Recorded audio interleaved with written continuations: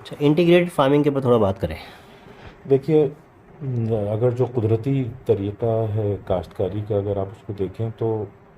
इसमें इंटीग्रेटेड में एक लफ्ज़ सस्टेनेबल का भी इजाफा करूँगा।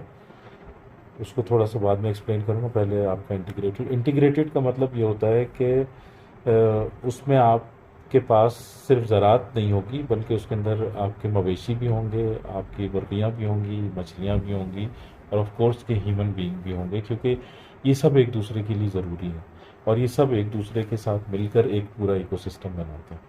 और सस्टेनेबिलिटी के अंदर ये होता है कि बेसिकली एक का वेस्ट दूसरे की फीड होती है। तो इस तरह ये होता है कि जो हमारा सस्टेनेबल फॉर्म होता है उसके अंदर बाहर से आपको कोई भी चीज़ नहीं लानी पड़ती, जब आपका एक इक्विलिब्रियम एक इकोसिस्टम आपका रिस्टोर हो जाता है।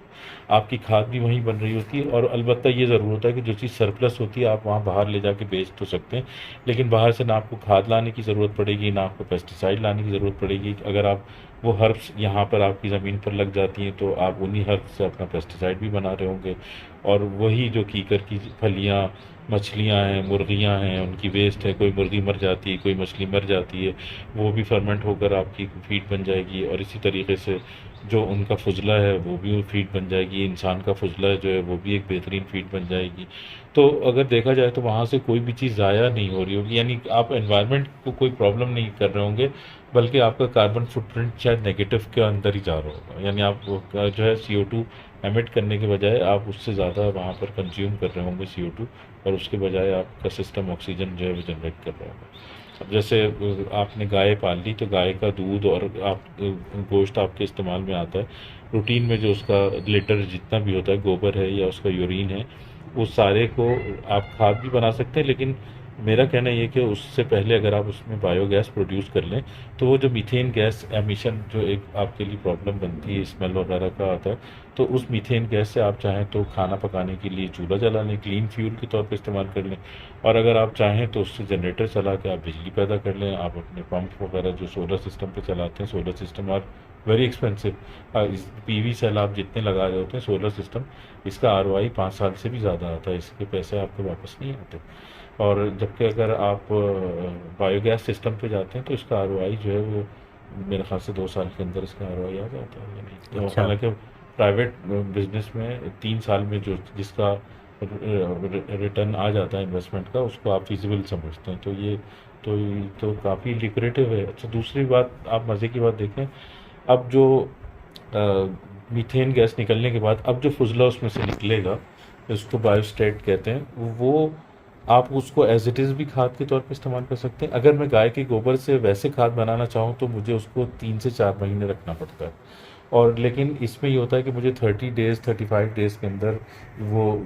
उसमें से गोबर में से गैस निकलती रहती है, तो उस वक्त तक मैं उसे इस्तेमाल करता रहता हूँ, और जो ही मैं उसके अंदर फ्रेश फीड यानी फ्रेश गोबर ऐड करता हूँ तो पुराना जो इस्तेमाल हो चुका होता है जिसमें से गैस निकल जाती है, वो कुदरती तौर पर उसकी डेंसिटी कम होती है, वो ऊपर आ जाता है और फ्लो होकर बाहर आ जाता है। उसके लिए कोई अलग से पंपिंग सिस्टम या